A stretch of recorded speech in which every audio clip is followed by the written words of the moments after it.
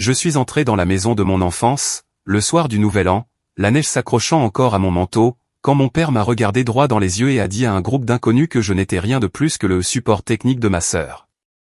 Il a dit ça de la manière dont on enlève une peluche d'une manche, désinvolte, irréfléchie, cruelle. La pièce était chaude grâce à la cheminée, mais je me souviens d'avoir senti un courant d'air froid glisser le long de mes épaules, comme si la maison elle-même avait expiré, et m'avait poussé dehors. Quelqu'un a ri. Je ne sais même pas qui c'était. Peut-être l'un des investisseurs que ma sœur avait invité. Peut-être l'un des voisins, qui aimait plus le champagne gratuit que la vérité. Ma sœur se tenait près de l'escalier, dans sa robe à paillettes, souriant comme si elle avait attendu ce moment. Elle a levé son verre, juste un peu, et j'ai regardé la lumière se refléter sur le bord. Il semblait assez tranchant pour couper. Papa a parlé par-dessus moi, avant que je ne puisse répondre à l'homme qui m'avait interrogé sur mon travail. Il lui a dit que j'y ai aidé ma sœur dans ses projets. Aider, comme si les années que j'avais passées à construire quelque chose à partir de rien n'avaient été qu'un passe-temps. Comme si mon nom n'avait jamais été sur les murs de mon petit appartement, où des post-it couvraient chaque porte de placard, pendant que je poursuivais l'idée qui est finalement devenue mon entreprise. Je n'ai pas ressenti de colère, au début. C'était plus comme une vieille ecchymose, pressée par une main familière. Avant d'aller plus loin, permettez-moi de faire une pause. J'aime toujours savoir ce que les gens font lorsqu'ils écoutent des histoires comme celle-ci, surtout celles qui commencent comme la mienne. Cela rend le monde un peu plus proche, un peu plus humain. Si le cœur vous en dit, partagez-le plus tard dans les commentaires. Quand cette soirée a eu lieu, j'étais debout dans cette pièce, essayant de respirer à travers la douleur d'être effacé, devant des gens qui célébraient ma sœur comme si elle était la seule Whitmore à avoir jamais accompli quoi que ce soit. Papa a continué de parler. Il aimait prendre le contrôle des conversations, de la même manière que certaines personnes aiment prendre le contrôle des pièces. Il disait des choses comme « elle est douée avec les ordinateurs, et elle aide sa sœur ».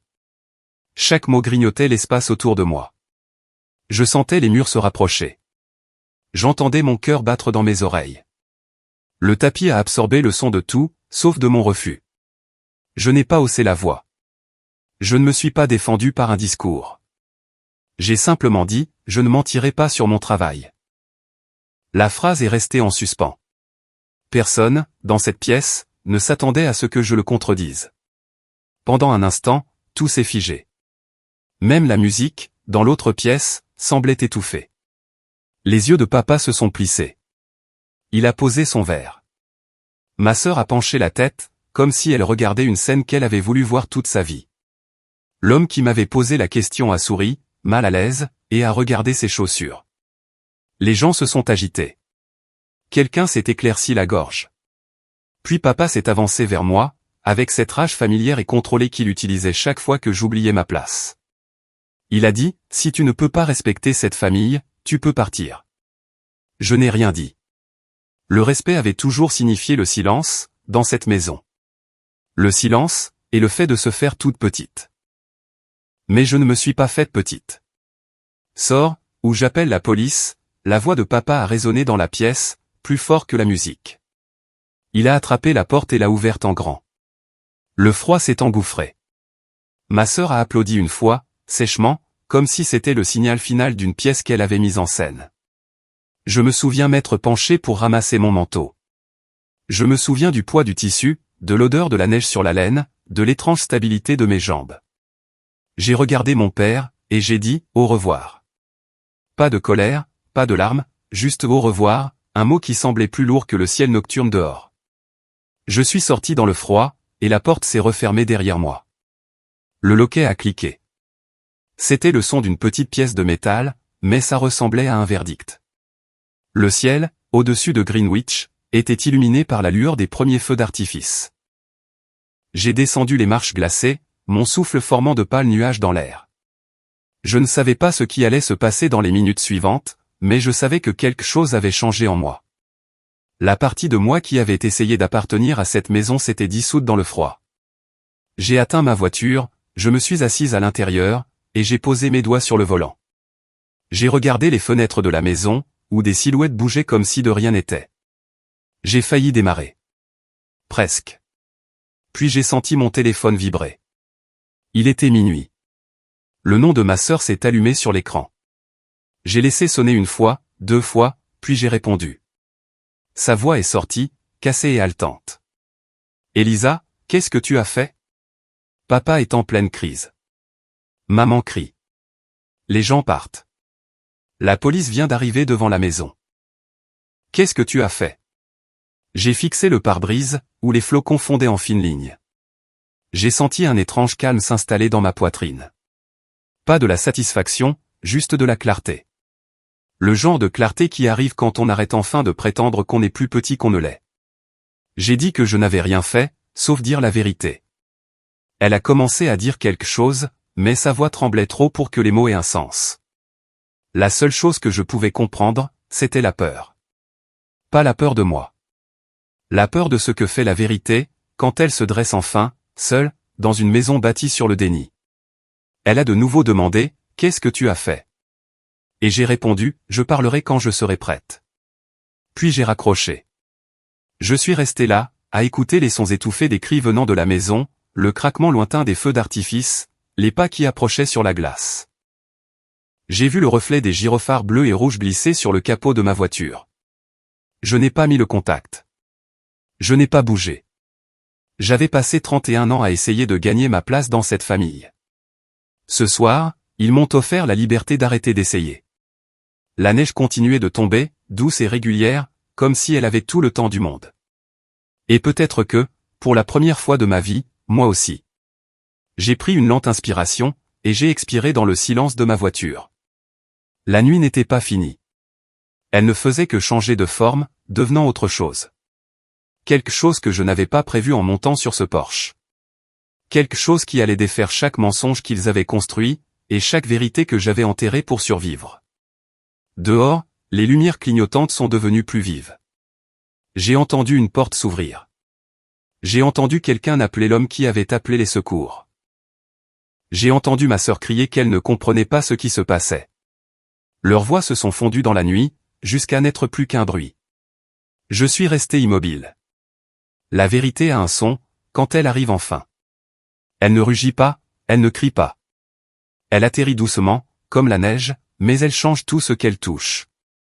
Je ne savais pas ce que l'heure suivante apporterait.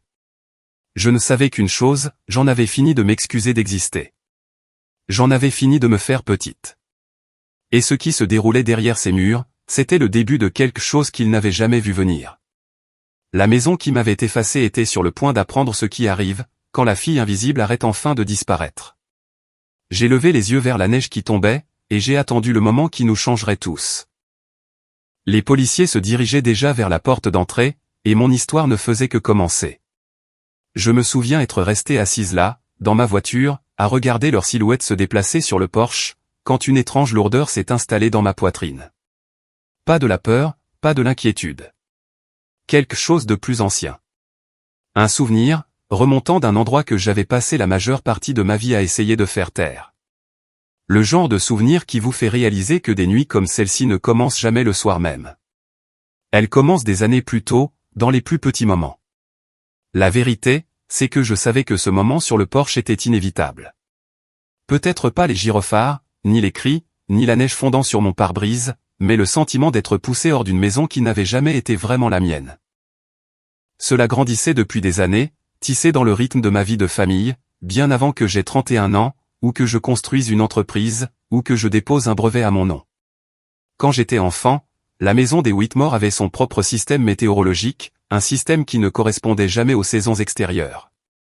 Tout, dans cette maison, était soigné, impressionnant quand il y avait des invités, silencieux et poli quand nous étions seuls. Ma famille aimait l'ordre, la prévisibilité. Ils aimaient l'illusion de la paix, plus que la paix elle-même. J'ai appris très tôt que la paix signifiait le silence. Ma sœur n'a jamais eu à apprendre cette règle. Elle disait ce qu'elle pensait, sans conséquence. Si elle disait quelque chose de piquant, on balayait ça d'un revers de main. Quand je disais quelque chose de similaire, même doucement, la déception sur le visage de papa faisait le travail à sa place. Je regardais ma sœur prendre de la place avec aisance. Elle remplissait les pièces de sa voix, de son rire, de ses exigences. Je pensais qu'elle était née avec une permission secrète, que je n'avais jamais reçue. Au lycée, j'avais déjà maîtrisé l'art de me faire toute petite. J'évitais de parler des cours où j'excellais, car papa disait toujours que l'orgueil rendait les gens ridicules. Je me souviens d'être rentré une fois avec un premier prix d'un concours de sciences. Mon professeur m'avait encouragé à le partager avec ma famille. Je l'ai laissé dans mon sac, après que papa ait dit que ce genre de choses n'a pas d'importance dans la vraie vie, et que maman ait dit, ta sœur a eu une journée stressante. Laisse-lui l'attention ce soir. Ce ruban est resté plié au fond de ce sac, jusqu'à ce que je parte à l'université. À l'université, je pensais que les choses changeraient. J'ai choisi une école dans le Massachusetts, car cela me semblait assez loin pour respirer. Pendant un certain temps, ça a marché. Je me sentais plus légère, visible d'une manière que je n'avais jamais connue. Mais les rythmes de ma famille m'ont suivi. Papa a appelé une fois, pendant ma 2e année. Il a demandé comment allaient les études, mais plus comme un audit.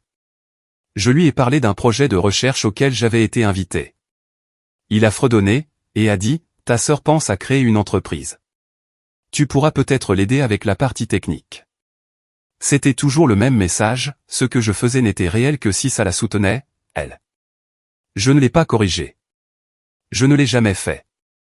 En 2019, l'année où j'ai commencé à travailler sur la première version de l'algorithme qui allait plus tard façonner toute ma vie, tout en moi voulait célébrer. Je venais de résoudre une petite partie, mais cruciale, du modèle. J'ai appelé maman, car, pour une raison quelconque, je croyais encore qu'elle pourrait être fière. Elle a écouté, a dit, c'est super, mais ta sœur a un entretien demain, et elle est nerveuse. Essaie de ne pas la submerger de trucs techniques quand tu rentreras. Je me souviens m'être tenu dans ma cuisine, le téléphone à l'oreille, fixant une pile de documents de recherche. J'ai murmuré, c'est bon. Je te raconterai une autre fois. Et elle a dit, merci, ma chérie. Elle voulait bien faire. Elle a toujours voulu bien faire. Mais les bonnes intentions n'effacent pas une vie passée à vous dire d'éteindre votre propre lumière. J'ai appris à ravaler mes mots, à présenter mes réussites comme si elles étaient des inconvénients, à être petite dans une famille qui récompensait le bruit. Entre 2019 et 2021, alors que mon travail se développait, le fossé entre qui j'étais à la maison et qui j'étais à l'extérieur s'est creusé. Au laboratoire, j'étais respecté. À la maison, j'étais toléré. Au laboratoire, mes idées comptaient. À la maison, c'était des distractions. Papa demandait rarement ce que je construisais.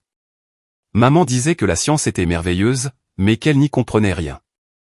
Ma sœur disait aux gens que je réparais ces appareils, parce que c'était plus simple à expliquer. J'essayais quand même. Je venais toujours aux anniversaires, aux dîners, aux fêtes. Je laissais toujours ma sœur me couper la parole. Je me crispais toujours quand papa soupirait, de cette façon qu'il avait quand il voulait que la conversation passe à autre chose. Je m'excusais toujours pour des choses qui n'étaient pas de ma faute. Je me glissais toujours dans la forme qu'il reconnaissait. Un soir, début 2021, je suis rentré pour un dîner de famille, et quelqu'un a demandé sur quoi je travaillais.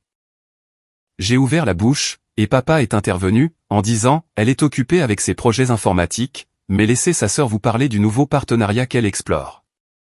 Le moment n'a duré que quelques secondes, mais il s'est logé dans ma mémoire, comme un éclat de verre. J'ai commencé à comprendre que ma famille n'aimait pas la version de moi qui existait en dehors de cette maison. Ils aimaient la silencieuse, l'obéissante, la serviable, celle qui ne mettait personne mal à l'aise avec son ambition ou sa réussite. Ils aimaient une version de moi qui n'existait plus.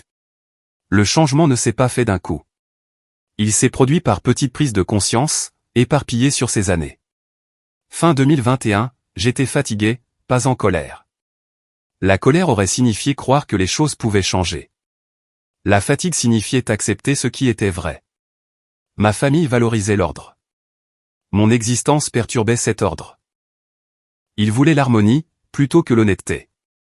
J'avais appris à leur donner ça pendant des décennies. Mais quelque chose en moi savait que je ne pourrais pas continuer à le faire éternellement. Cette fracture silencieuse est ce qui a mené à tout ce qui s'est passé ensuite. C'est ce qui a façonné la nuit où mon père a verrouillé la porte derrière moi. Je pense que c'est ce que les gens ne comprennent pas, à propos de moments comme celui que j'ai vécu ce soir. Ils imaginent le point de rupture comme une seule explosion. Mais la plupart des fractures commencent comme de fines lignes, sous la surface d'une vie. Des lignes qu'on ignore, parce qu'on pense qu'elles s'estomperont. Des lignes qu'on prétend être des ombres. Des lignes qui s'approfondissent, chaque fois qu'on ravale une vérité pour protéger le confort de quelqu'un d'autre.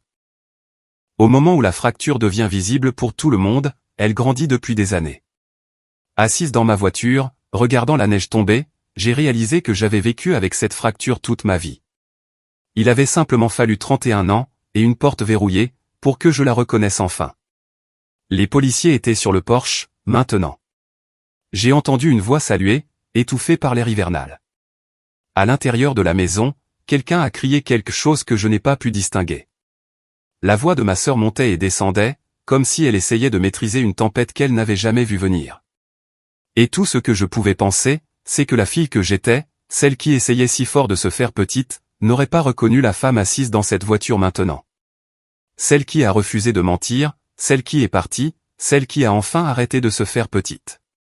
J'ai laissé échapper un lent soupir. Des flocons de neige dérivaient sur le pare-brise, et fondaient dès qu'ils touchaient le verre. Pour la première fois de ma vie, je ne me suis pas demandé ce que ma famille voulait de moi.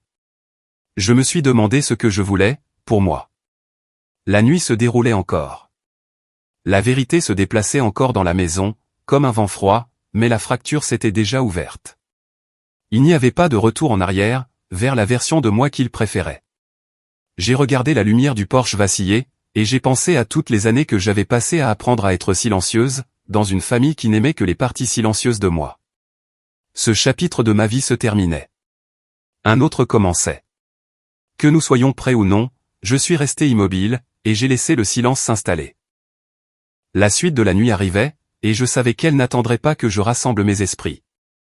La neige continuait de dériver sur le pare-brise, alors que j'étais assise là, laissant le silence s'installer. Et la suite de la nuit attendait, juste au-delà du bord de mon souffle. Mais mon esprit, têtu comme toujours, m'a ramené en arrière, plutôt qu'en avant. À l'endroit où tout cela a vraiment commencé. Pas dans un salon, un soir de Nouvel An. Pas avec les gyrophares ou les cris ou le froid. Cela a commencé dans un laboratoire exigu, à Somerville, où le bourdonnement des vieux radiateurs et le scintillement des ampoules au plafond ressemblaient plus à un foyer que la maison des Whitmore ne l'avait jamais fait. En 2019, j'avais 26 ans, et je venais d'être accepté dans un partenariat de recherche, axé sur la modélisation diagnostique précoce. Au fond, nous essayons d'apprendre aux ordinateurs à lire les premiers signes de maladie, de la même manière qu'un clinicien expérimenté peut repérer quelque chose de subtil. Pas de la magie, pas des miracles, juste des schémas cachés là où la plupart des yeux ne peuvent pas voir. J'aimais ce travail, parce qu'il était patient. Il récompensait la persévérance, plus que la brillance. J'ai fait beaucoup d'erreurs, au début. J'ai une fois mal étiqueté un dossier de données, et j'ai effacé 2 semaines de travail. J'ai fait tomber mon ordinateur, et j'ai brisé le coin de l'écran. Mais le travail continuait de m'appeler.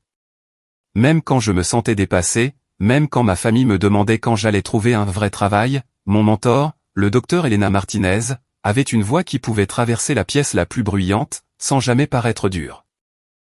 Un soir, alors que je peinais, elle a tiré une chaise à côté de moi, et a dit, « La seule vraie percée en science, c'est d'apprendre à continuer, quand le travail vous met dans l'embarras. » Je me souviens l'avoir écrit sur un post-it, et l'avoir collé à mon écran. Il est toujours là, dans mon appartement, les bords délavés. Début 2020, nous avions la première ébauche de l'algorithme qui deviendrait finalement Neuralthread.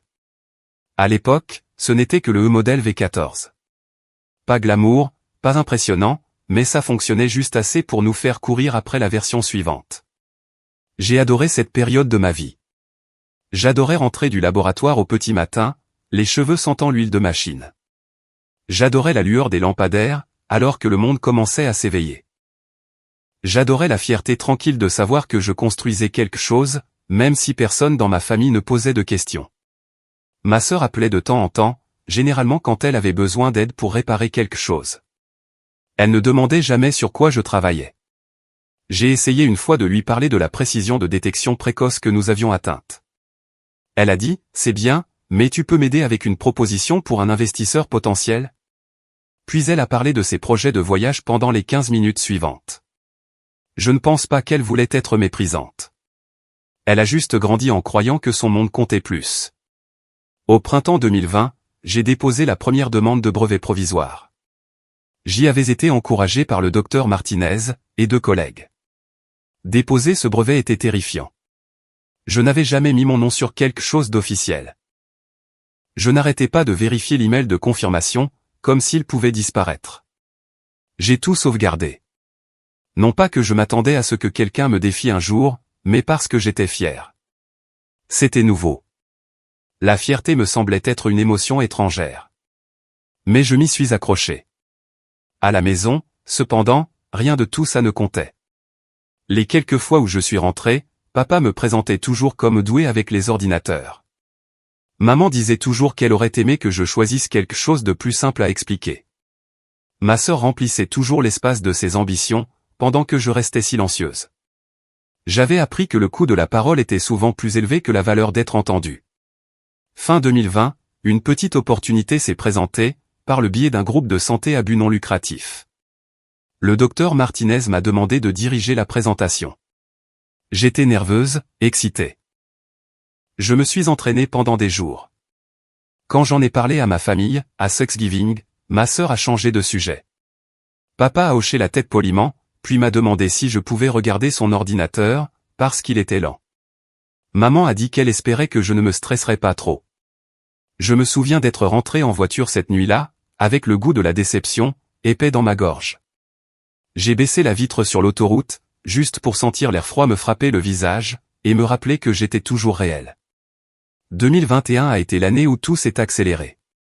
Neuraltrade a commencé à montrer des taux de cohérence prometteurs. Nous avons obtenu une prolongation de recherche. J'ai été invité à présenter à une conférence.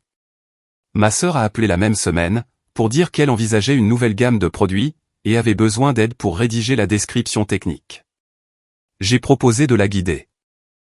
Elle m'a demandé si je pouvais simplement le faire à sa place. Elle a dit que ça ne me prendrait que quelques minutes. Ça m'a pris 3 heures, et je n'ai jamais eu de merci. En avril de cette année-là, ma famille m'a demandé de donner mon avis sur un concept d'expansion. Ils l'ont présenté comme une faveur familiale. J'ai dit oui. Je n'aurais pas dû. Je pensais que, peut-être, cette fois, ce serait différent. Ça ne l'a pas été. La première réunion à laquelle j'ai assisté a eu lieu dans une salle de conférence, avec des baies vitrées. Ma sœur a fait la plupart de la présentation, avec des diapositives que je l'avais aidé à organiser. Quand les questions sont devenues techniques, elle a fait un geste vers moi, et a dit « Ma sœur aide avec les parties informatiques ». J'ai senti ce vieux rétrécissement familier, à l'intérieur de ma poitrine. J'ai répondu aux questions quand même, mais je l'ai fait doucement. Après la réunion, papa a dit « Bon travail », du même ton qu'il utilisait quand j'étais enfant. Puis il a applaudi ma sœur, pour avoir mené toute la conversation. Elle a accepté les éloges facilement. Je suis rentré chez moi ce soir-là, et j'ai de nouveau ouvert mes dossiers de brevets. Je me suis rappelé que, quoi qu'il se soit passé, mon travail m'appartenait. À moi, pas à eux, pas à l'entreprise, pas à ma sœur. À moi. L'été, j'ai reçu un appel confirmant la prochaine étape de développement. Cela signifiait de longues heures, des enjeux élevés, de vrais progrès. J'étais aux anges. J'ai voulu partager la nouvelle. Mais quand j'ai envoyé un message à ma sœur, elle a dit qu'elle était occupée. Papa n'a pas répondu. Maman a envoyé un emoji cœur, et a demandé si je pouvais rentrer bientôt, parce que ma sœur se sentait dépassée, et avait besoin de soutien. Je n'ai pas répondu à ce message pendant 2 jours. C'est là que j'ai commencé à comprendre que soutenir ma famille était devenu une rue à sens unique. Tout ce que je donnais disparaissait, dans le paysage de leurs attentes. Fin 2021, j'ai pris une décision silencieuse. J'aiderai toujours l'entreprise familiale, quand ils le demanderaient, mais je ne leur donnerai pas le cœur de mon travail. Je ne leur céderai pas la propriété intellectuelle que j'avais passé des années à construire. Je ne me ferai pas assez petite pour rentrer dans la version de moi qu'ils préféraient. Je me suis dit que des limites pouvaient exister, sans conflit. Je me suis dit que ma famille les respecterait. Je me suis dit qu'ils n'essaieraient jamais de me prendre quelque chose qui ne leur appartenait pas. J'avais tort. Mais à l'époque, je le croyais encore. À l'époque, j'espérais encore. À l'époque, la fracture était là, mais elle ne s'était pas encore ouverte. Dans la lueur déclinante des lampadaires, je me suis assise à mon bureau, en ces derniers jours de 2021, avec un dossier plein de travaux documentés, de mes horodatés, de brevets provisoires déposés à mon nom, et la certitude tranquille que j'avais bâti quelque chose de réel, de significatif, de plus grand qu'aucun d'eux ne le savait. Je n'avais aucune idée, alors, à quel point ils essaieraient de le prendre. Je n'avais aucune idée jusqu'où ma sœur irait. Je n'avais aucune idée à quel point les années à venir seraient façonnées par le fait que le travail qu'il n'avait jamais voulu voir, deviendrait la chose même sans laquelle il ne pourrait pas vivre. 2023 est arrivé tranquillement pour moi. Je l'ai commencé comme la plupart des années, assise à ma petite table de cuisine, avec une tasse de café noir, et un carnet plein d'objectifs. Le laboratoire entrait dans une nouvelle phase de test. Mon emploi du temps était chargé. Ma sœur n'appelait presque plus, sauf quand elle avait besoin de quelque chose de technique. Mon père laissait de courts messages, demandant si je pouvais l'aider à préparer des réunions. Maman envoyait des rappels, que les dîners de famille étaient toujours le dimanche. J'y allais rarement. Début février, ma sœur m'a demandé de la rejoindre pour une réunion. Elle a dit que c'était informel, qu'elle avait juste besoin d'une clarification rapide. Je l'ai cru. J'ai pris mon ordinateur, j'ai imprimé quelques schémas, et j'ai pris le train. Quand je suis entré dans la salle de conférence, l'air était trop calme, comme si tout le monde m'attendait. Il y avait 3 hommes en costume, que je n'avais jamais vus. Ma sœur s'est illuminée en me voyant, mais pas avec la chaleur d'une famille. C'était le sourire crispé et calculé de quelqu'un qui dévoile la dernière pièce d'un puzzle. Elle s'est approchée de moi, a posé une main sur mon bras, et a dit « Voici mon assistante technique. Elle m'aide à affiner le cadre de développement. » Les mots ont glissé dans l'air comme une fine lame. Assistante technique. Un des hommes m'a salué poliment, tandis que ma sœur cliquait sur des diapositives qu'elle avait clairement répétées. Je me suis tenu derrière sa chaise, et j'ai regardé, alors qu'elle expliquait des précisions de détection précoce, des interprétations de modèles, et des projections diagnostiques, que j'avais passé des années à affiner. Elle parlait avec assurance, même si je savais qu'elle ne comprenait que la surface. Quand les questions sont devenues complexes, elle a levé les yeux vers moi, et a dit « Elle peut approfondir, si vous le souhaitez. » Ils ont demandé, j'ai répondu, et elle en a récolté le mérite. À la fin de la réunion, ma sœur a dit « Tu as été super. Merci. » Je voulais la corriger, lui demander pourquoi elle m'avait présenté ainsi, savoir quand elle avait commencé à dire aux gens que l'algorithme était le sien. Mais maman m'avait toujours appris à attendre d'être à la maison, et papa, que corriger quelqu'un devant des invités était impoli. Une semaine plus tard, ma sœur a appelé, et m'a demandé de la rencontrer, elle et mon père, au bureau. Elle a dit que c'était important. J'ai failli ne pas y aller. Je n'aurais pas dû. Mais je voulais encore croire que ma famille ferait ce qu'il fallait, s'ils comprenaient seulement tout le travail que j'avais investi. Alors j'ai repris le train. Mon père était déjà assis, quand je suis entré. Ma sœur était à côté de lui, les bras croisés. « On a besoin de quelque chose de toi », a-t-elle dit. Elle a fait glisser une pile de documents sur la table. J'ai reconnu le format immédiatement, un accord de non-divulgation, épais, dense. Elle a dit que c'était la procédure, que l'entreprise avait besoin de protection, que c'était une affaire de famille. Il a hoché la tête, en signe d'approbation. Son silence était une forme de pression, à lui seul. J'ai pris le document, et j'ai parcouru les premières pages. C'était large, trop large. Des clauses impliquaient la propriété d'idées qui se chevauchaient. Des lignes limitaient la façon dont je pouvais parler de mon propre travail. Ça ne semblait pas protecteur. Ça semblait possessif. J'ai levé les yeux, et j'ai demandé pourquoi c'était nécessaire. Ma sœur a soupiré. Parce que les investisseurs veulent l'assurance que tu ne vas pas prendre le travail effilé. Tu sais comment ça se passe. Les gens deviennent avides. Avide. Le mot a frappé plus fort que prévu. Je ne leur avais jamais rien demandé. J'étais restée silencieuse toute ma vie, pour qu'ils aient la paix. Et maintenant, la supposition était que je les trahirais. À ce moment-là, maman est entrée. Elle a posé une main sur l'épaule de ma sœur, et m'a souri doucement. « Ma chérie », a-t-elle dit, « c'est la routine. Les familles se protègent. » Protéger qui, me suis-je demandé. Maman s'est approchée, et a baissé la voix. Ta sœur porte beaucoup sur ses épaules. Ce serait bien si tu facilitais les choses. Voilà, la demande sous la demande, fais-toi de nouveau petite. Ne cause pas de problème. Sois la pacifique. J'ai senti ce vieux rétrécissement dans ma poitrine. La voix qui a gouverné mon enfance a murmuré, signe juste, et garde cette paix. Ce n'est que de la paperasse.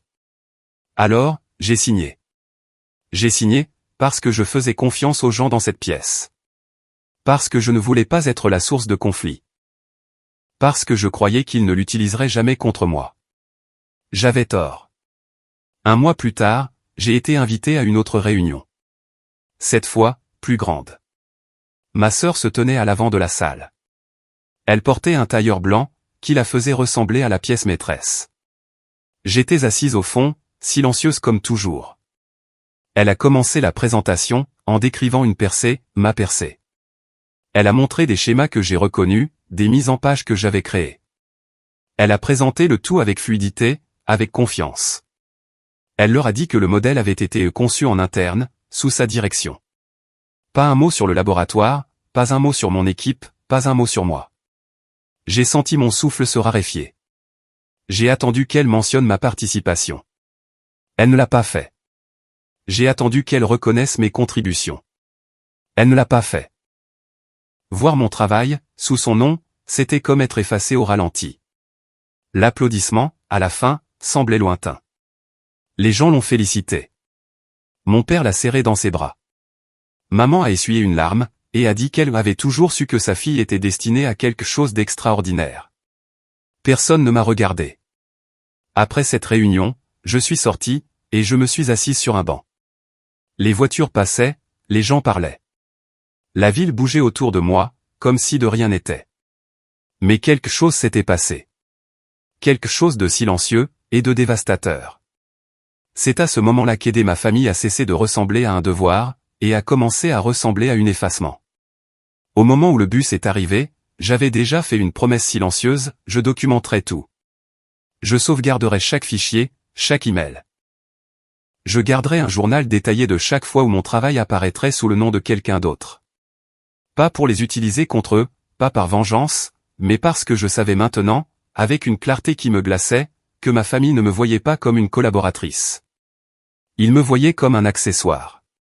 Dans les semaines qui ont suivi, j'ai regardé ma sœur présenter mes idées à d'autres groupes. J'ai regardé mon père rayonner de fierté. J'ai regardé maman l'encourager.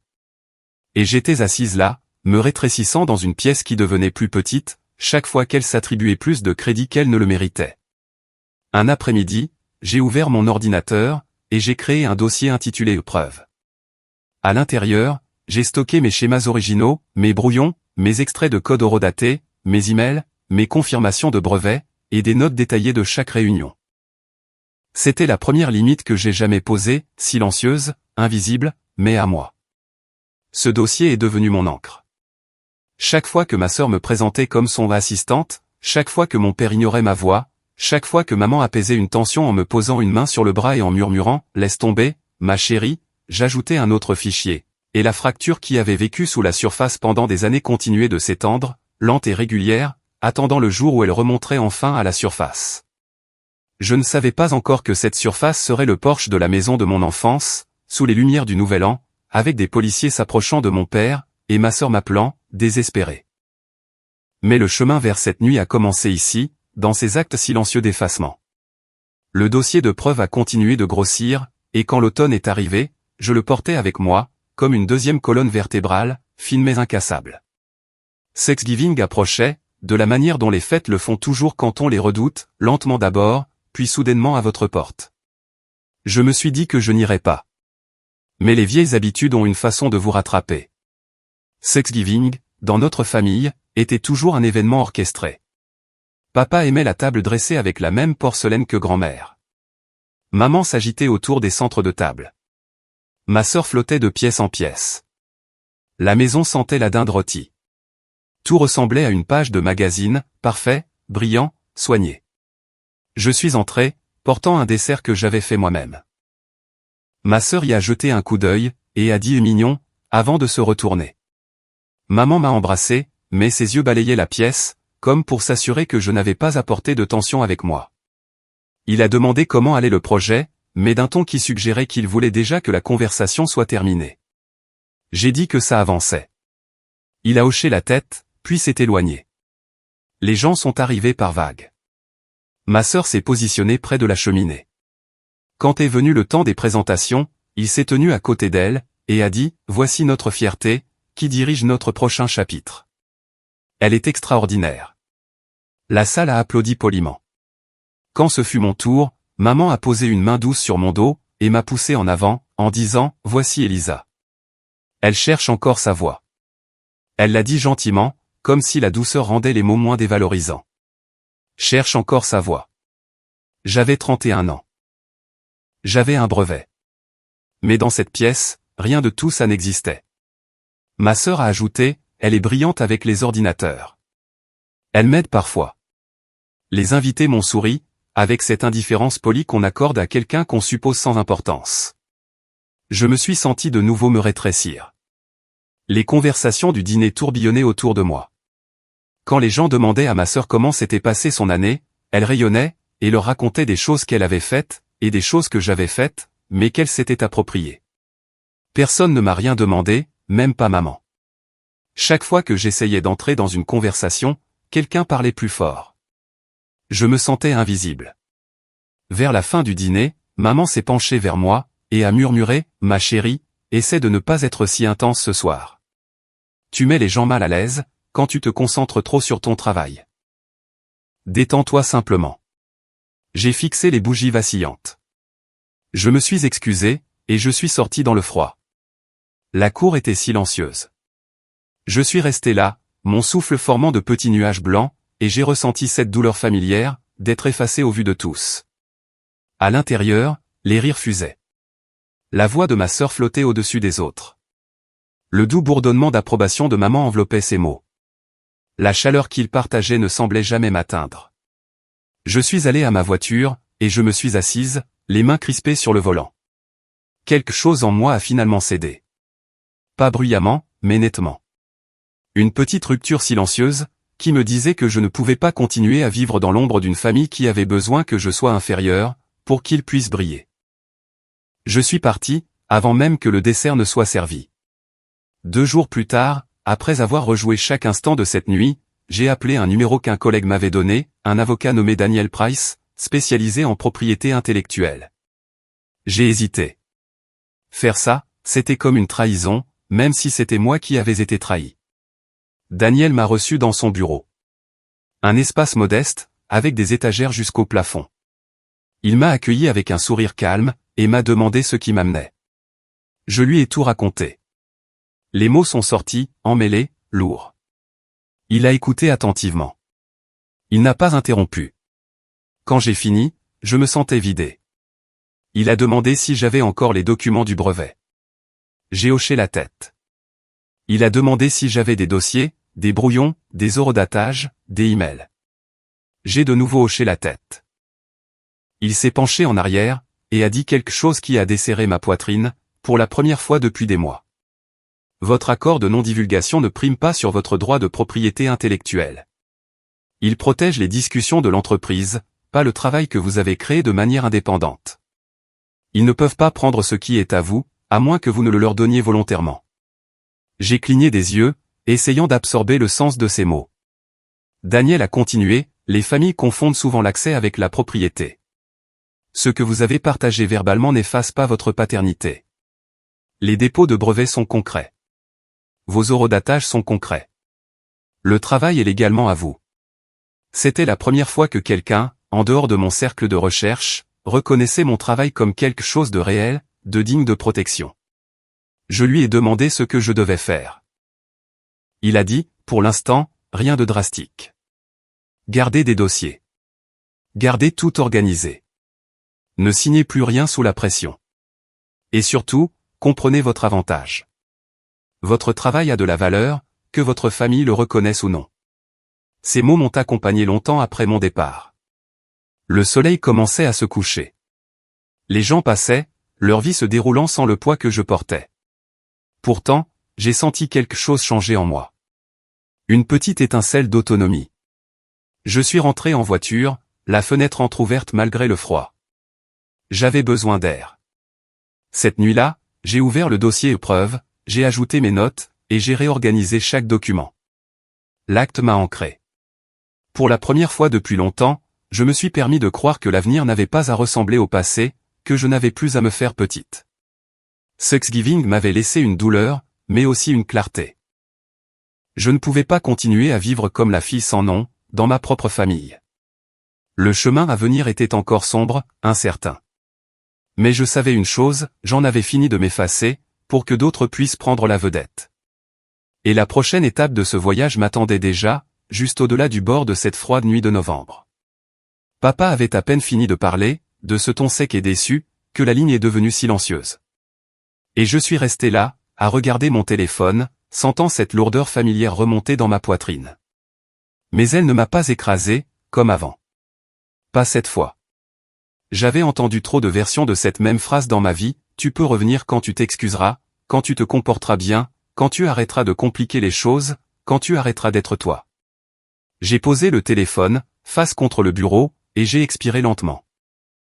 J'en avais fini de m'excuser d'exister. Le soleil d'été inondait mon appartement, mais il semblait étrangement déconnecté de tout ce qui se passait en moi. J'avais à peine dormi. Pas par peur, mais parce que la clarté a une façon de vous secouer. En milieu d'après-midi, ma sœur a appelé, et m'a demandé de passer à son bureau. Elle a dit qu'il y avait quelque chose d'urgent dont nous devions discuter. Je connaissais le ton. Je connaissais l'urgence. Je savais aussi que ça n'aurait rien à voir avec moi, et tout à voir avec ce qu'elle avait besoin de moi. J'ai fait le trajet le lendemain matin. Mon esprit rejouait la voix de Daniel, me disant de tenir bon, de tout documenter. Je me souvenais de la façon dont maman s'était penchée, à Thanksgiving, me disant de ne pas mettre les gens mal à l'aise. De la façon dont papa me présentait comme quelqu'un qui cherche encore sa voie. Tout cela a alimenté la décision que j'avais prise.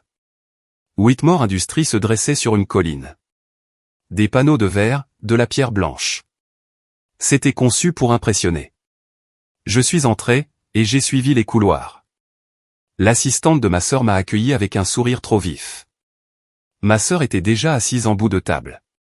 Elle a levé les yeux, et m'a adressé un sourire crispé. Tu es venu, son ton laissait entendre qu'elle était surprise. Je me suis assise en face d'elle. De quoi s'agit-il? Elle a fermé son classeur. Elisa, l'entreprise est en crise. Les investisseurs se retirent. Les contrats ralentissent. Ce château de cartes peut s'effondrer à tout moment. On a besoin de l'algorithme. Ton algorithme. Le ton qu'elle a utilisé suggérait qu'elle croyait toujours que la séparation entre mon travail et l'entreprise était négociable. Elle s'est penchée en avant. Tu dois nous donner tout ce que tu as. Chaque fichier, chaque mise à jour, tout. Pas de préambule, pas de courtoisie. C'était une exigence, formulée comme si elle me demandait de passer le sel. Je suis resté silencieuse. Elle a pris ça comme une invitation à continuer. Elisa, ça sauvera l'entreprise. Pense à ce qui est en jeu. Si tu te soucies un tant soit peu de la famille, tu dois le faire. Ma poitrine s'est serrée. La corde de la culpabilité, qu'elle aimait tenir au-dessus de ma tête, avait toujours été tirée avec précision. Je n'ai plus ressenti le besoin de tirer de l'autre côté. J'ai dit, j'ai déjà partagé plus que je n'aurais dû. L'algorithme m'appartient. Le brevet est à mon nom. Les améliorations sont les miennes. J'ai des documents pour chaque révision. Elle a cligné des yeux, confuse. Je ne demande pas la propriété. Je demande l'accès. Mais ce n'était pas la vérité, et nous le savions toutes les deux. Elle voulait le contrôle, pas l'accès. Elle voulait l'algorithme entre ses mains, pour pouvoir le présenter à nouveau, comme quelque chose qu'elle avait fait naître. Avant que je ne puisse en dire plus, la porte s'est ouverte, et maman est entrée. Elle a fermé la porte doucement. Elle s'est approchée de la table, et a posé une main sur l'épaule de ma sœur. Maman a dit, ta sœur est sous pression. Tu sais à quel point ton père a travaillé dur. On ne peut pas laisser ça échouer. Les familles ne se retournent pas les unes contre les autres. Elle a fait une pause, pour que je puisse remplir le silence de culpabilité. Elisa, ne transforme pas ça en affaire juridique. Ne rends pas les choses laides. Aide-nous, simplement. Aide ta sœur. Aide ton père. Les familles ne se traînent pas en justice. Elle a dit ces mots avec une douceur qui coupait plus profondément que n'importe quel cri. J'ai sorti mon téléphone de mon sac, et j'ai appuyé sur le bouton d'enregistrement. J'ai posé mon téléphone, face contre la table, et j'ai laissé ma sœur continuer de parler. Tu as signé un accord de non-divulgation, m'a-t-elle rappelé, comme si l'accord était une laisse qu'elle pouvait resserrer à volonté. Ça veut dire que ce que tu as construit appartient à l'entreprise.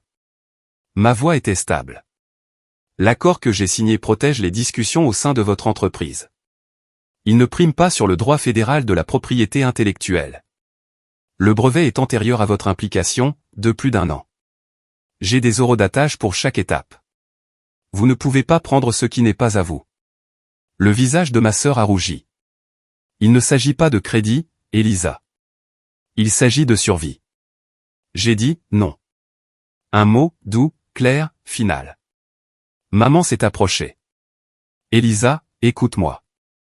Ne détruis pas la famille. On t'a élevé. On t'a soutenu. Tu nous dois quelque chose. Je l'ai regardé, et j'ai réalisé quelque chose. Il n'avait jamais voulu que je réussisse. Il voulait que je serve. Il voulait que je reste petite, pour qu'il puisse rester grand. Je me suis levé, et j'ai pris mon sac. Je garde mon travail. C'est final. Ma sœur a frappé la table du plat de la main, juste au moment où j'atteignais la porte. Tu ne peux pas faire ça. Les investisseurs ont déjà vu le modèle préliminaire. Ils attendent des mises à jour. Ils pensent que j'ai construit la base. Si tu pars, tout s'effondre. J'ai dit doucement, peut-être que ça devrait. Puis je suis sorti. Pas rapidement, pas avec défi, juste avec le genre de calme qui vient, quand la vérité arrête enfin de demander la permission d'exister. Les portes vitrées du bâtiment se sont refermées derrière moi. Je suis sorti dans l'air chaud de l'été, et j'ai inspiré profondément. Un instant, je suis resté sur le trottoir, ne sentant rien d'autre que le bourdonnement du trafic lointain. Le trajet de retour a été silencieux. Je n'ai pas mis de musique. Je n'ai appelé personne. J'ai laissé mon esprit trier la conversation, morceau par morceau.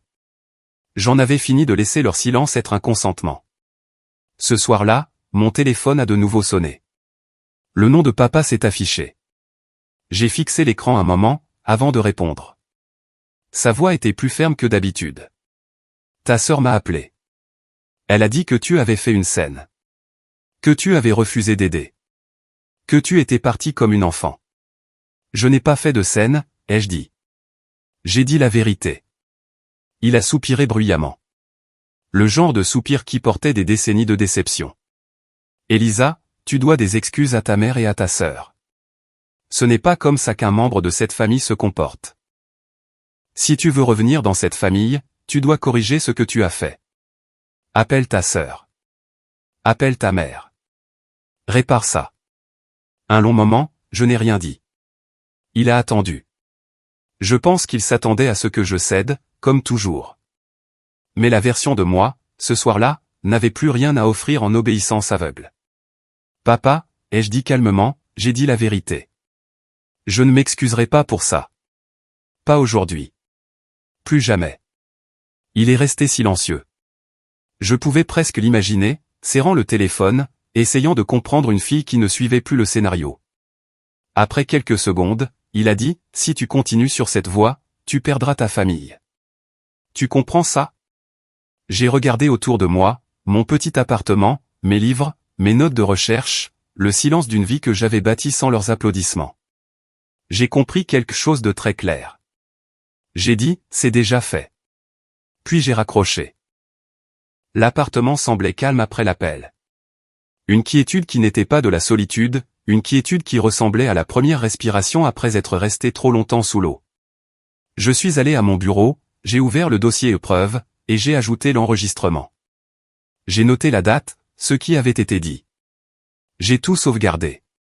La documentation n'effaçait pas la douleur, mais elle me donnait une structure, quelque chose de solide sur quoi m'appuyer. Dehors, la lumière de l'été s'était estompée. Les lampadaires se sont allumés. Les gens passaient, riant, se déplaçant dans leur soirée avec une légèreté qui semblait à des kilomètres de la gravité émotionnelle de ma propre vie. Mais je me sentais stable. Pour la première fois depuis des années. L'ultimatum avait été donné. La réponse avait été prononcée. Il n'y avait pas de retour en arrière. Et je savais que la prochaine tempête arrivait. Je la sentais dans l'air, avant même qu'elle n'arrive. Elle s'est d'abord manifestée par le silence. Pas le genre paisible, mais le genre qui a un poids. Le genre qui s'installe sur votre vie comme une fine couche de givre. Début décembre 2024, j'ai remarqué quelque chose de subtil. Je n'ai pas été incluse dans le texto de groupe pour le dîner annuel de Noël. Ma sœur a posté des photos de guirlandes. Maman a partagé une photo de la salle à manger. Mon père a posté une courte vidéo de l'illumination du sapin. Aucun d'eux ne m'a contacté directement. Pas d'invitation, pas de mention. C'était comme s'ils m'avaient effacé. Non pas bruyamment, mais par omission. Et d'une certaine manière, ça faisait plus mal. Le 15 décembre, j'ai reçu une carte de vœux d'une cousine éloignée. À l'intérieur, il était écrit « J'espère te voir à la maison le soir de Noël ». Mais quand j'ai répondu pour demander l'heure, elle a répondu quelques heures plus tard, disant qu'elle avait supposé que j'étais invité. Elle m'a dit de vérifier avec ma sœur. Je savais que je ne le ferais pas. Je comprenais déjà la réponse. J'ai relu le bulletin d'information 3 fois. Ce n'était pas un malentendu. C'était délibéré. Une invitation qui n'existait pas. Pourtant, quelque chose en moi s'était renforcé. Le silence ne m'a pas brisé, comme il l'aurait fait autrefois. Au lieu de ça, il a clarifié la vérité, certaines portes se ferment, non pas parce que vous avez échoué, mais parce que les autres ne peuvent pas tolérer ce que votre existence révèle sur eux. 3 jours plus tard, un message entièrement différent est arrivé dans ma boîte de réception. C'était d'une journaliste nommée Megan Caldwell, d'un magazine économique international. Elle a dit qu'elle avait entendu des rumeurs sur mon travail, sur la recherche que j'avais faite, sur une nouvelle technologie médicale. Elle a dit qu'on parlait d'une introduction en bourse à l'horizon, et qu'elle voulait me parler pour un article prévu pour le 1er janvier. Mon cœur s'est emballé en lisant son email. Mon travail. Pas celui de ma sœur, pas celui de l'entreprise familiale. Le mien. J'ai attendu 1 heure avant de répondre. Quand j'ai finalement écrit, j'ai demandé quelles informations elle avait besoin. Elle a dit qu'elle voulait vérifier la chronologie, confirmer les registres de brevets, et obtenir une déclaration. Je lui ai envoyé l'enregistrement du brevet de 2021, des explications rédigées pour chaque étape, et toute la documentation. J'ai aussi envoyé l'enregistrement de la réunion. 1 heure plus tard, mon téléphone a sonné. C'était Megan. Sa voix était calme, mais je pouvais entendre l'intérêt qui la sous-tendait. Elle a dit que les preuves étaient claires, la chronologie impeccable, l'originalité indéniable. Elle a demandé si je me sentais à l'aise d'être publiquement créditée comme la créatrice et la développeuse principale de l'algorithme. Je me suis assise sur le bord de mon lit. J'ai dit oui. Elle m'a dit que l'article était prévu pour être publié exactement à minuit, le jour du Nouvel An. Ce timing était intentionnel. Elle a dit que les investisseurs surveilleraient les annonces. Si j'étais d'accord, elle voulait que mon article en fasse partie. Quand nous avons raccroché, j'ai senti quelque chose changer en moi. Un alignement lent et régulier. L'étape suivante était la confirmation légale. J'ai tout transmis à Daniel. Il a répondu en 30 minutes, me demandant de venir à son bureau le lendemain matin. Son bureau était calme. Il a ouvert un dossier contenant des copies de chaque document. Il a simplement examiné chaque page. Quand il a finalement parlé, sa voix était ferme. Elisa, a-t-il dit, vous avez tout à fait le droit de publier. L'accord de non-divulgation ne s'applique pas à ce travail. Le brevet est antérieur. Le développement est bien documenté. Vous pouvez parler librement. Vous pouvez publier librement, et aucun tribunal ne vous arrêtera. J'ai dégluti difficilement. Même si je le savais, l'entendre de sa part, c'était comme si quelqu'un déverrouillait une porte à l'intérieur de ma poitrine. Il a dit que ma sœur paniquerait probablement. Il pourrait y avoir des accusations. Mais il m'a rassuré, que la vérité avait une force au-delà de ce que la peur pouvait manipuler. Avant de quitter son bureau, je lui ai posé une dernière question, si l'article est mis en ligne à minuit, que se passe-t-il ensuite? Il a simplement dit, le monde s'adapte à la vérité. Mon dernier appel a été pour mon mentor, le docteur Helen Ross. C'est elle qui m'avait encouragé, qui m'avait poussé à déposer le brevet tôt. Quand elle a répondu, j'ai senti ma gorge se serrer. Je lui ai tout raconté. Elle a écouté en silence. Quand j'ai fini, Elle a dit qu'elle me soutiendrait, qu'elle témoignerait de l'authenticité du travail. Et puis elle a dit quelque chose qui m'a piqué les yeux. Il est temps que les gens sachent la vérité, Elisa.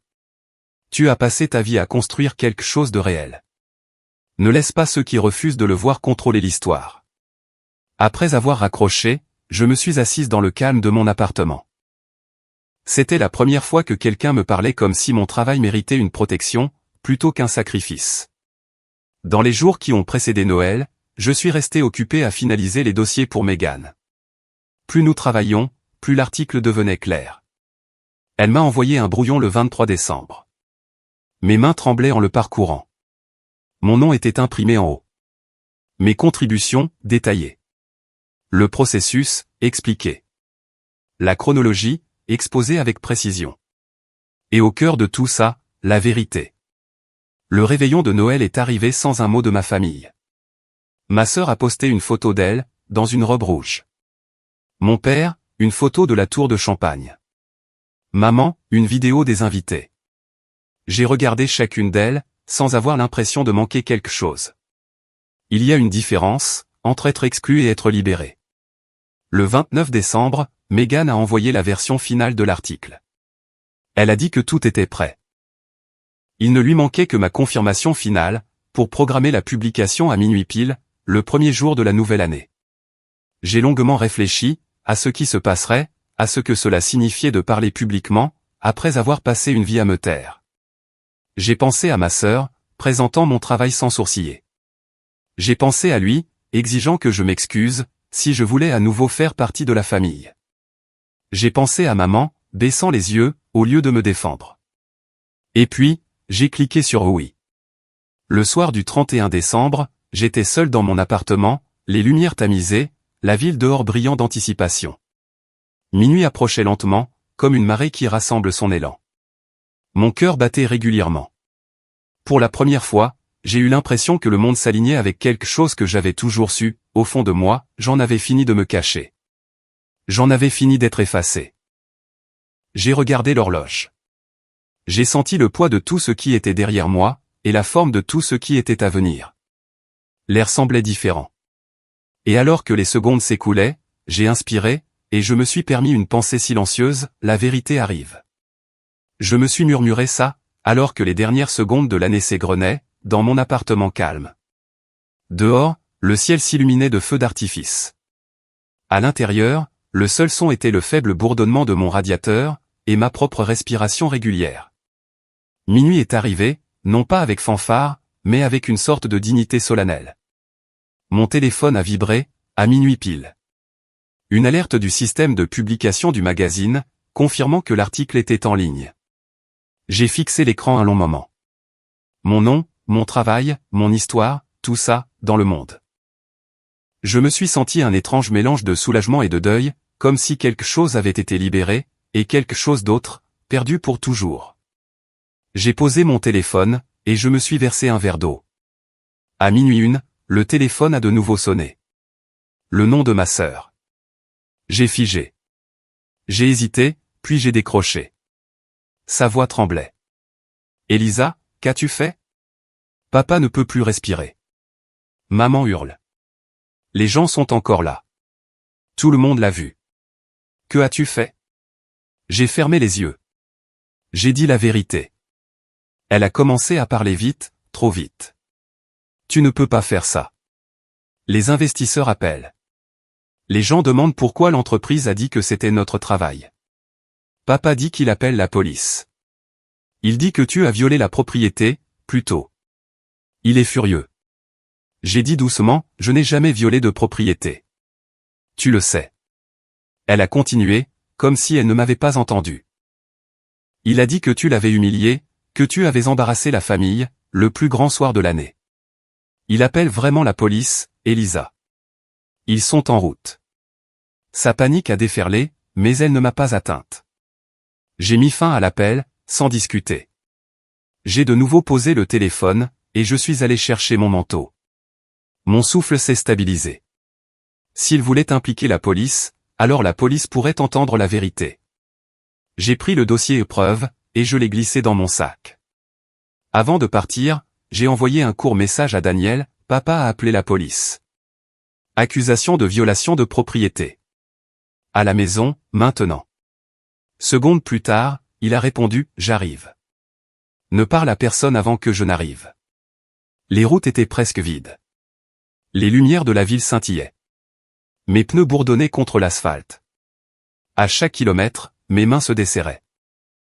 Quand je suis arrivé à Greenwich, la tension dans ma poitrine s'était transformée en un calme froid et concentré.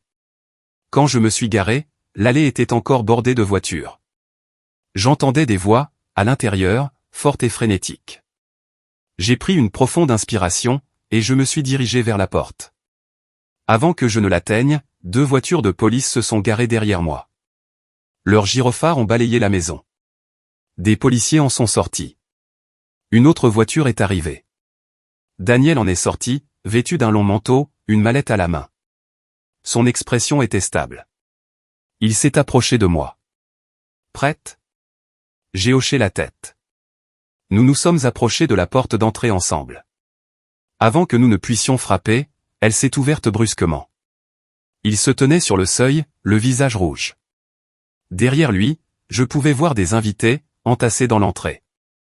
C'était chaotique. Il a pointé un doigt vers moi. Policier, c'est elle. Elle a violé ma propriété plus tôt. Je veux qu'elle soit enlevée immédiatement. L'un des policiers s'est avancé. Monsieur, nous allons parler à tout le monde. Veuillez reculer. Mais il ne l'a pas fait. Il a dit, je suis le propriétaire de cette propriété. J'ai tout à fait le droit de la faire arrêter. Elle n'a aucune permission d'être ici. Daniel a parlé calmement. Agent, Monsieur Whitmore se trompe, légalement et factuellement.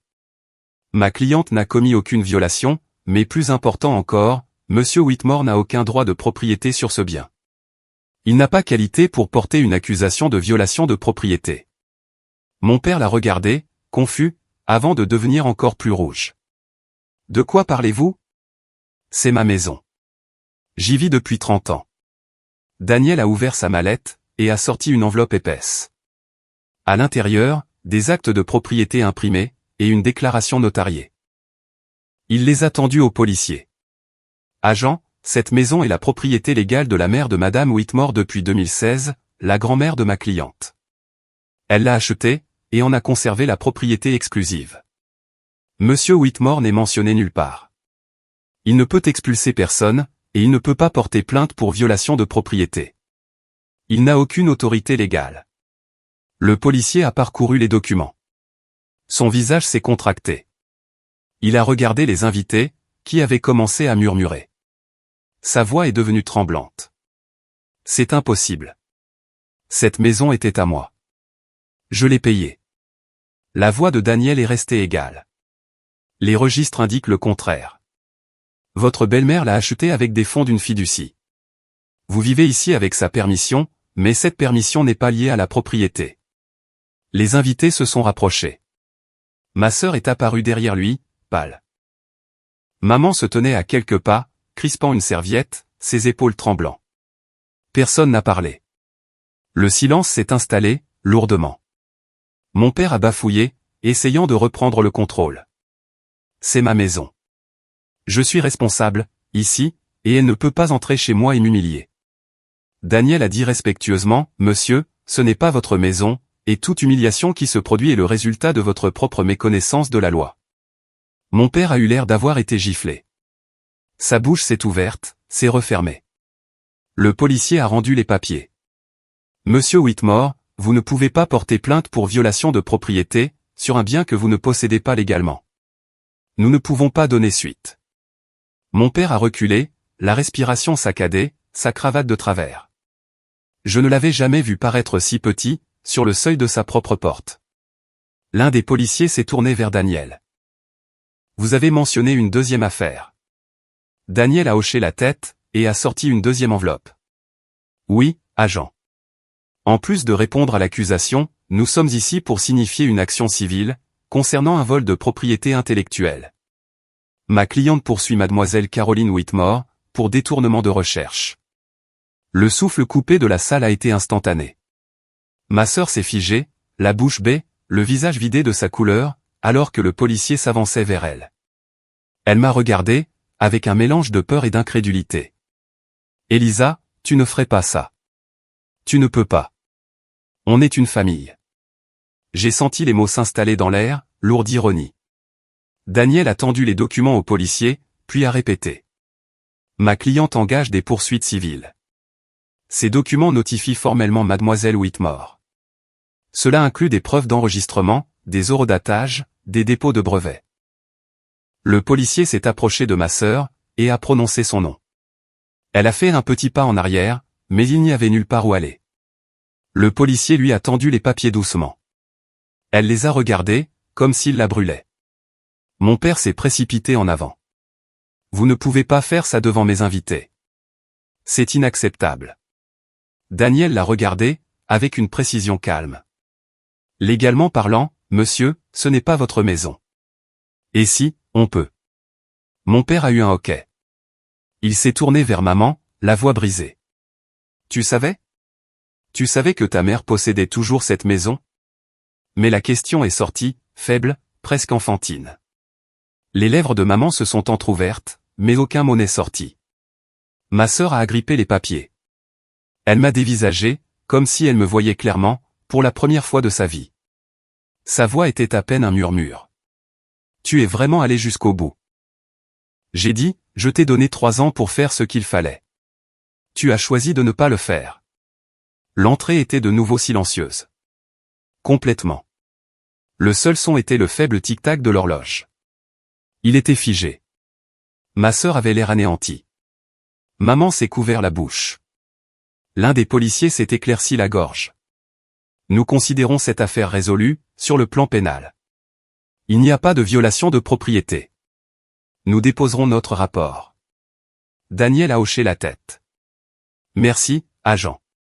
Ses genoux ont fléchi, et il s'est agrippé au bord de la table. La confiance qu'il portait toujours comme un bouclier s'était complètement évaporée. Tout ce qu'il avait crié, plus tôt, flottait maintenant lourdement dans l'air, exposé et embarrassant. Personne n'a parlé. Personne n'a bougé. Et, debout au milieu de ce silence, j'ai réalisé quelque chose, la vérité n'a pas besoin de crier pour changer une pièce. Parfois, il suffit de la prononcer une seule fois. Les policiers sont partis les premiers. Daniel a commencé à ranger ses documents. Je suis resté immobile un instant de plus, observant les visages autour de moi. Et puis, la maison a semblé complètement silencieuse. Je me suis détourné d'eux, et je suis sorti dans la nuit, laissant la porte se refermer doucement. L'air froid de la nuit m'a suivi jusqu'à ma voiture. Je n'ai pas regardé en arrière. Je n'en avais pas besoin. Le silence, à l'intérieur, avait déjà tout dit. J'ai ouvert la portière, je me suis assise, et j'ai posé les mains sur le volant, sans démarrer. Ma buée a embué le pare-brise. Quelque part dans la rue, des feux d'artifice continuaient d'éclater. C'était étrange de penser que le reste du monde accueillait une nouvelle année, alors que la mienne s'était déjà brisée, des heures avant minuit. Je suis rentré à Somerville, le chauffage bourdonnant doucement. Mon téléphone a vibré plusieurs fois, mais je ne l'ai pas vérifié. J'avais besoin que le monde arrête de me demander des choses, ne serait-ce que pour une nuit. Quand je suis enfin entré dans mon appartement, le radiateur s'est mis en marche. J'ai accroché mon manteau, j'ai éteint toutes les lumières sauf une, et je me suis assise sur le bord du lit. L'épuisement m'a frappé, en une lente vague.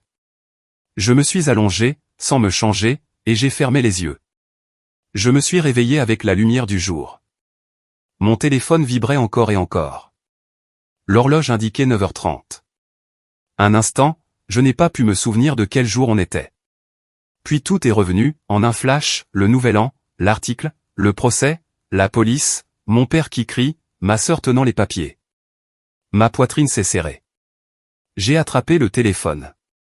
Des notifications remplissaient l'écran. Des appels manqués, des emails, un message de Daniel, un message du docteur Alvarez, disant que toute son équipe était fière de moi, et des dizaines d'alertes de médias. Je me suis assise lentement. C'était en train d'arriver. La vérité était là, et elle n'allait pas retourner dans sa boîte. Vers 10h30, j'ai reçu mon premier appel d'un numéro inconnu. J'ai hésité, puis j'ai répondu. C'est Linda, de la radio publique. Nous couvrons l'histoire en développement sur la famille Whitmore. Voudriez-vous faire un commentaire? J'ai dit, non, merci, et j'ai raccroché. Les appels ont continué, des journalistes, des analystes, des gens de firmes de biotechnologie. Je les ai tous ignorés.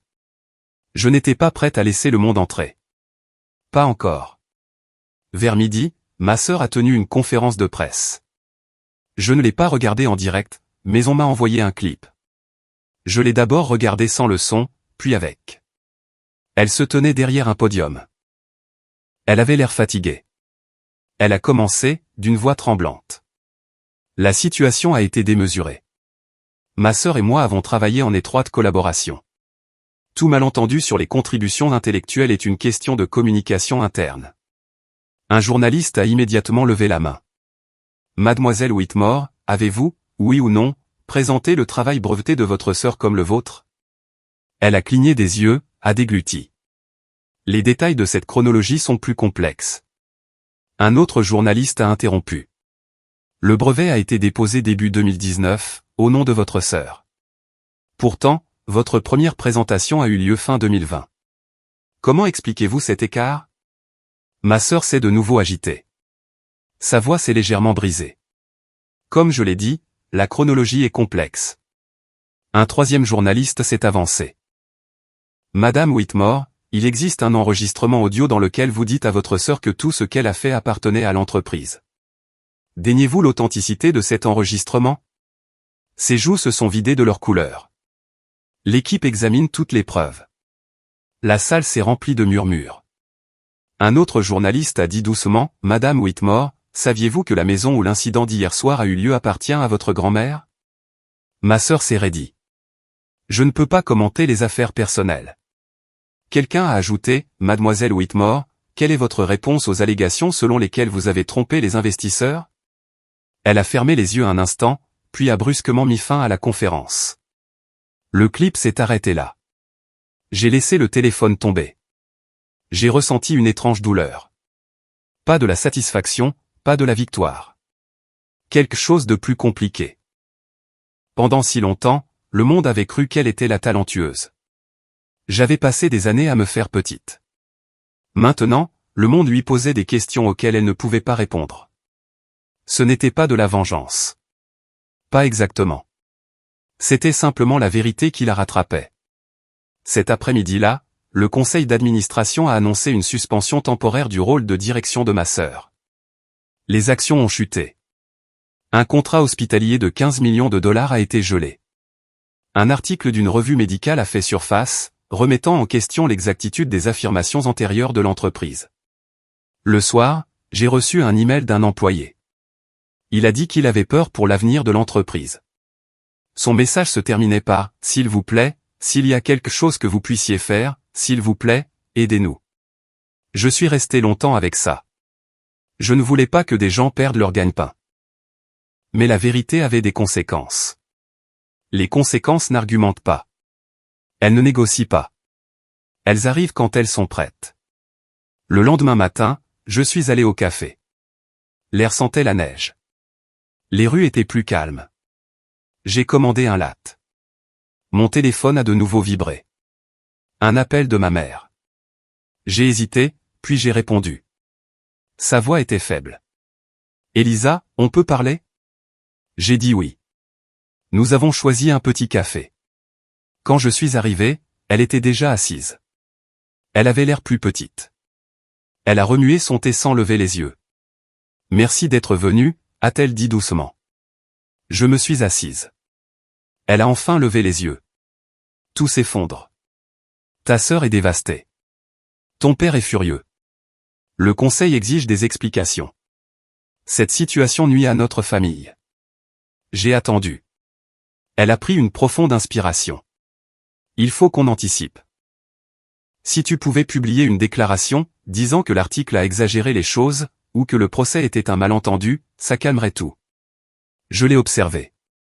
Un instant, j'ai presque eu l'impression d'être à nouveau une enfant, attendant qu'elle me choisisse, qu'elle me défende. Mais ce moment est passé. J'ai dit, je ne mentirai pas pour vous. Elle a visiblement tressailli. Elisa, s'il te plaît. C'est ta famille. On a tout bâti sur notre réputation. Si tu continues, on ne s'en remettra jamais. J'ai posé les mains sur la table. Maman, j'ai dit la vérité. C'est tout. Si votre réputation ne peut pas survivre à la vérité, alors elle n'a jamais été réelle. Ses yeux se sont remplis de larmes. Tu ressembles tellement à ta grand-mère. J'ai presque souri. Grand-mère avait toujours cru qu'il fallait tenir bon. Ma mère a baissé la voix. Ta sœur envisage de s'excuser publiquement. Elle est dévastée. Elle se sent trahie. Les mots ont résonné. Trahie par quoi? Par le fait que ses actions ont enfin des conséquences? Par le fait qu'elle ne peut pas prendre mon travail, et être toujours louée pour ça?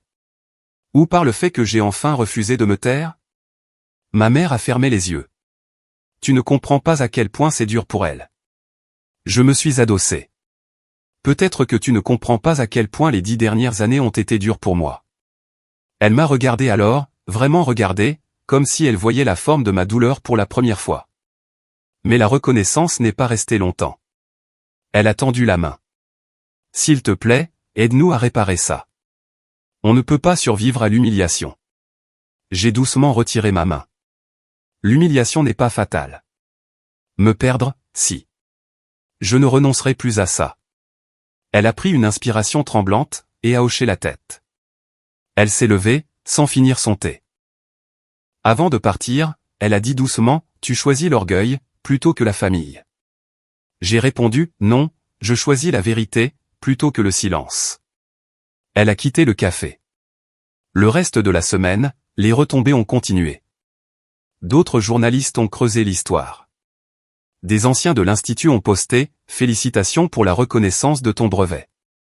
Le 5 janvier, le conseil d'administration a fait une annonce. La suspension de ma sœur était prolongée. Les actions ont de nouveau chuté. Une organisation médicale a annoncé qu'elle reconsidérait ses collaborations futures. Ce soir-là, ma sœur a appelé. Sa voix était plus calme. Elle a dit qu'elle devait me parler en personne. Il y avait quelque chose qu'elle voulait me dire. Je lui ai dit que j'y réfléchirais. Après avoir raccroché, je suis allé à la fenêtre. Les lumières de la ville scintillaient. L'air, dehors, était froid, mais à l'intérieur, je sentais un étrange apaisement. Pour la première fois de ma vie, ma famille ne décidait pas du récit. Le monde ne me voyait plus à travers leur prisme. Il me voyait tel que j'étais. Et la vérité, une fois dite, faisait exactement ce que fait la vérité, elle bougeait, elle travaillait, elle remodelait tout sur son passage. Je savais que l'histoire n'était pas finie. Mais pour la première fois, je me sentais stable, même pleine d'espoir. Je suis resté à la fenêtre cette nuit-là, me demandant combien d'années j'avais passé à essayer d'appartenir à des gens qui ne se sont jamais demandé, une seule fois, s'ils m'appartenaient. La pensée était calme, mais tranchante. Je l'ai laissé s'installer. Pour la première fois de ma vie, le monde semblait plus grand que les murs que ma famille avait construits autour de moi. Le lendemain matin a apporté une quiétude que je n'avais pas ressentie depuis des années. Je me suis réveillé sans angoisse. J'ai fait du café, sans me presser.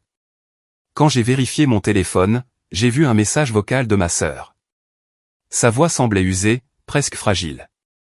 Elle a dit qu'elle voulait qu'on se rencontre, qu'elle devait me parler en personne, qu'elle voulait s'excuser. Je n'ai pas répondu tout de suite. J'ai marché dans mon appartement, le message résonnant dans mon esprit. 1 an plus tôt, j'aurais sauté sur l'occasion. Mais les choses étaient différentes, maintenant. La vérité était entrée dans la pièce, et refusait de partir. Nous nous sommes finalement rencontrés dans un petit parc. Ma sœur attendait, près de la balustrade.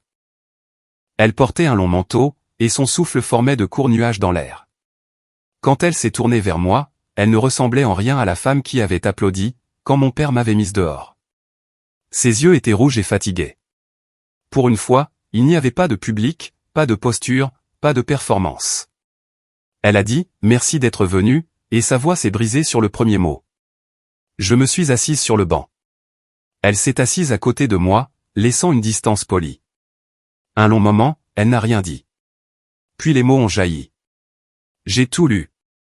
Les dossiers de brevets, les emails, les horodatages, les enregistrements. Je ne voulais pas y croire. Je n'arrêtais pas de penser qu'il devait y avoir une autre explication. Quelque chose qui me ferait moins ressembler à la méchante, dans la vie de ma propre sœur. Mais il n'y en a pas. Je t'ai fait ça. Je t'ai volé. Je t'ai effacé. Et je me suis laissé croire que c'était normal, parce qu'on partage le même nom de famille. Ses mains tremblaient. Tu as toujours été doué pour les choses avec lesquelles je peinais. Tu voyais des connexions que personne d'autre ne voyait. J'étais jalouse. Je pensais que si je pouvais prendre ce que tu avais fait, et l'envelopper dans mon sourire, les gens me verraient comme ils te voyaient. Je suis désolé, Elisa. Je suis tellement désolé. Les excuses sont restées en suspens, froides et fragiles. J'ai écouté en silence. Elle a attendu. Finalement, j'ai dit, j'apprécie tes excuses. Vraiment. Mais des excuses n'effacent pas les années, ni les choix, ni les dégâts. Elles ne font que les reconnaître. Elle a hoché la tête. Je sais. Je n'attends rien. J'avais juste besoin de le dire. Nous sommes restés assises là, un moment. Deux femmes, au bord d'une rivière, essayant de comprendre la forme d'une blessure. Finalement, elle m'a dit qu'elle prévoyait de démissionner complètement. Elle a dit que le conseil d'administration préparait une déclaration. Qu'elle ferait la sienne. Qu'elle voulait assumer ses choix publiquement, non pas parce que le monde l'exigeait, mais parce qu'elle ne pouvait pas vivre avec elle-même, autrement. En se levant pour partir, elle a fait une pause. Tu méritais mieux que nous. J'espère que la vie te donnera autant d'espace que tu lui en donnes. Je l'ai regardé s'éloigner. Je n'ai pas ressenti de triomphe, ni de satisfaction. Ce que j'ai ressenti, c'est une douce douleur, celle qu'on ressent quand quelque chose se brise enfin, et commence à guérir. Les mois qui ont suivi ont passé vite. En février, mon travail avait attiré l'attention d'un hôpital de recherche. Il voulait collaborer. Les réunions étaient longues, mais énergisantes. Pour la première fois, j'ai eu l'impression que les gens me parlaient à moi, pas autour de moi. Ils me voyaient. Pas celle que j'étais censé être pour ma famille, mais celle que j'étais vraiment. Au printemps, j'ai lancé ma propre entreprise. J'ai embauché des chercheurs de différents domaines.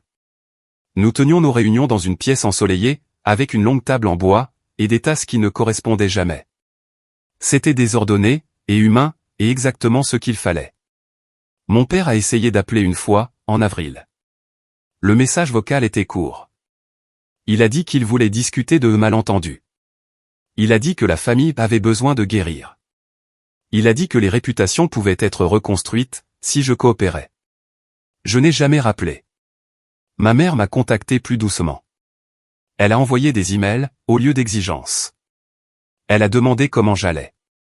Elle a demandé si elle pouvait me rendre visite. Je n'ai pas dit non, mais je n'ai pas dit oui. J'ai plutôt dit, on peut parler, mais seulement si on est honnête. Elle a accepté. Et pour la première fois de ma vie, nous avons eu une conversation qui ne tournait pas autour de mon silence. Elle n'a pas défendu ce qui s'était passé. Elle a simplement dit qu'elle était désolée de ne pas m'avoir mieux protégé, quand j'étais jeune. Les mots étaient imparfaits, mais réels. Je lui ai pardonné. Pas en un instant, mais lentement, au fil de nombreuses conversations. Le pardon a pris la forme d'une nouvelle langue, que j'apprenais. En été, mon entreprise a signé son premier gros contrat. L'accord valait plusieurs millions de dollars, et allait élargir l'accès au diagnostic précoce pour des milliers de patients. J'ai fêté ça avec mon équipe, en commandant à emporter, et en mangeant par terre, parce qu'on n'avait pas encore assez de chaises. À l'automne, j'ai été invité à prendre la parole à une conférence. La salle était remplie de jeunes chercheuses, de scientifiques plus âgés, de femmes qui avaient été réduites au silence, négligées, sous-estimées. Je leur ai raconté mon histoire. Pas la version scandaleuse, mais la version humaine. Celle où une fille apprend à se faire petite pour survivre, puis apprend à ne plus se faire petite, pour vivre. Quand j'ai fini, la salle était silencieuse. Puis ils se sont levés, et ont applaudi si longtemps que j'ai dû cligner des yeux pour retenir mes larmes. Décembre est arrivé plus vite que prévu. La neige a saupoudré les trottoirs. Mon bureau était chaud. Mon équipe a terminé notre dernier projet de l'année, et a échangé de petits cadeaux. La vie semblait pleine, d'une manière que je n'avais jamais connue. Pleine de gens qui me voyaient, sans avoir besoin que je sois plus petite. Le matin du 31 décembre 2025, je me suis réveillé dans une douce nappe de soleil. J'ai fait du café, je me suis emmitouflé dans un pull, et je suis allé au bureau. Même si le bâtiment était officiellement fermé, j'aimais y être quand c'était calme.